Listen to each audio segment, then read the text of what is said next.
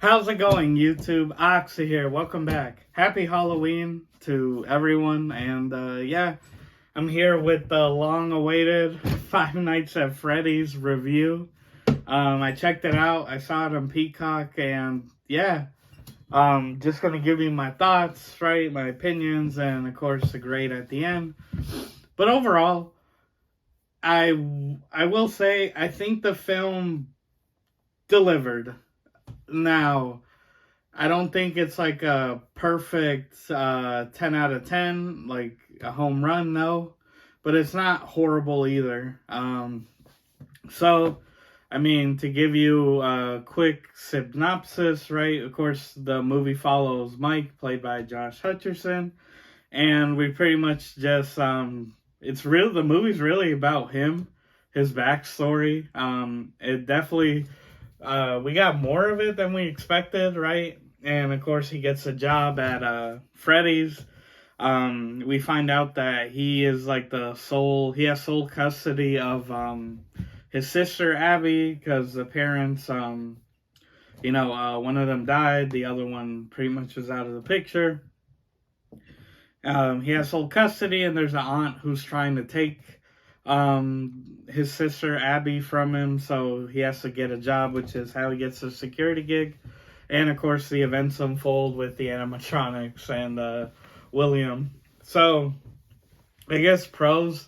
For one, I could say that the animatronics look fantastic.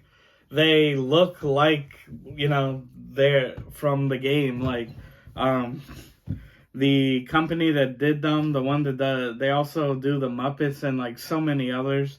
Fantastic job. They really knocked it out of the park. Like, seriously, they look great. Like, they look really good. I could say that. Of course, being like establishing movie, right, an origin almost. We stick to our main four animatronics, or five, basically the first game. With the only added of Springtrap, right? Or Golden Bonnie, I should say.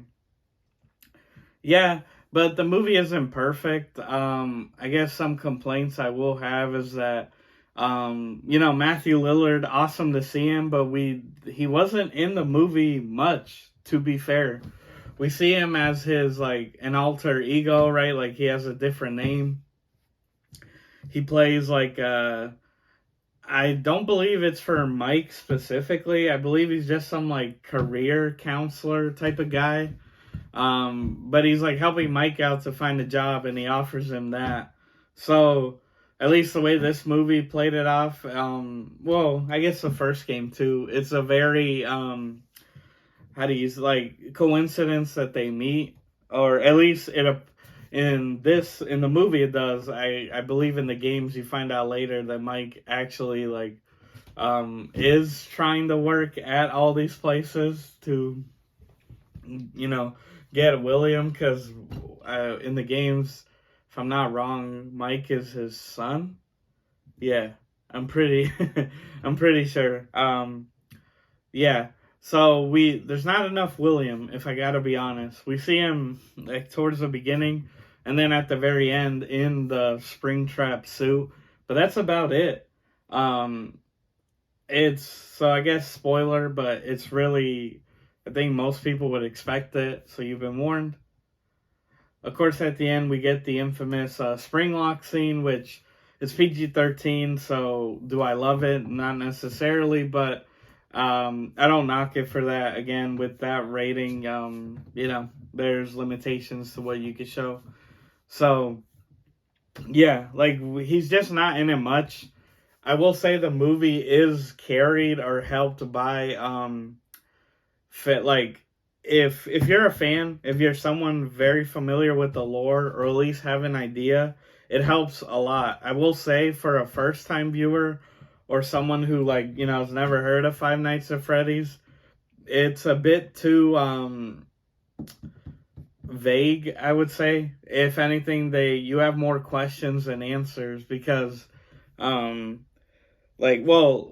guess the only counter would be that being it's a movie, it seems to be its own timeline, right? An alternate doesn't really follow the games because Vanessa, who of course introduced and help Wanted, right, and she gets like possessed by Glitch Trap, which is like William transferred into like the web, right, like his consciousness. That's how she becomes Vanny, right? And she is a security guard in Security Breach later on. She was a playtester originally. In this movie, she's William's daughter, which is like, oh, okay. I did like it though, because I'm like, okay, so maybe she's like been indoctrinated to following his footsteps and eventually become Vanny, right? So I'm like, okay, that could work like that. I don't hate that change. But a lot of the just stuff or like who the animatronics are and that sort of thing, be like having knowledge of the lore of the games like helps a lot. And I will say for first time viewers, it's vague and probably not the best viewing experience. So I guess the best comparison I can say in the sense like Halloween Kills, right, which was the middle movie of the Blumhouse trilogy. That one, I gotta say that very much suffered from like middle movie, like Lori, at least her story arc was just her in the hospital like the whole movie because she was hurt, and it very much gave like her story is paused. We're waiting for Halloween Ends, like the third one, to wrap it up. So this was her like, you know, chilling out in a hospital for the whole movie. Like in the sense that that one like suffers from like being standalone. I feel like this one does a little bit too. It definitely gives like the sequel will be better because it could hit the ground running, whereas this one had to establish more. Not that all origins are like bad, but I just feel like Fnaf is like has such a deep lore that you couldn't possibly do that, right? It'd have to be like a 5 hour long movie to do like it properly. So yeah, I mean, again, they do get away with it being an, I'm assuming, alternate timeline. That will help a lot because then they can, you know, change what they want and maybe simplify it for the more casual audience. So the one scene everyone hates or is like kind of very divisive within the community is so the animatronics, it's known in the games they don't like adults. That's why they always attack them. But with children, they are more like they're because okay, all the animatronics are possessed by dead children, right? Like we know that they're all young, they died young, so they're kids ultimately in the animatronics, right?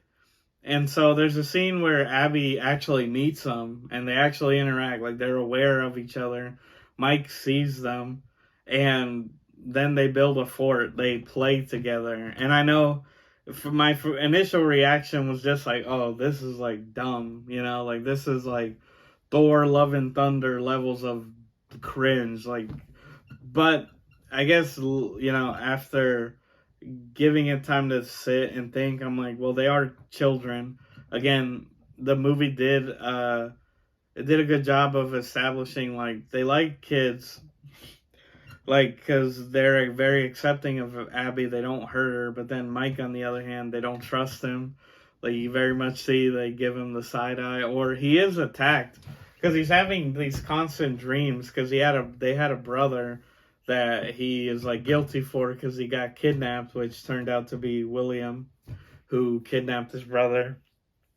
And so he was attacked once by Foxy, like he was slashed. So they do establish that. I don't mind it. I mean, again, they're kids, so they're stuck there.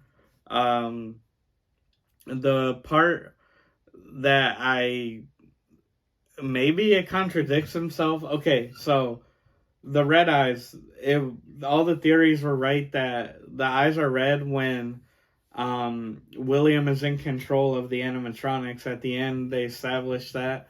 Like it's not that the kids want to hurt him. It's like the robots are being controlled by William.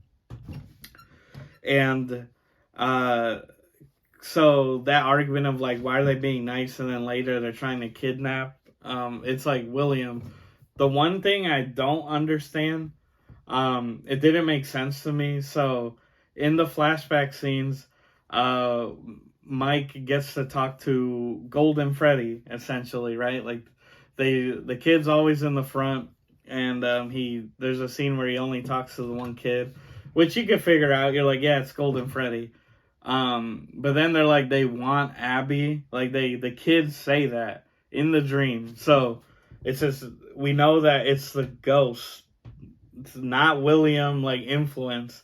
The ghosts are talking to Mike, and they're like, we want Abby. So it's like they were trying to turn her into an animatronic under William's control, but then it's like, no, but they said they want her. So it's like, do they like her or not? Like, that was a little, like, maybe be more specific there.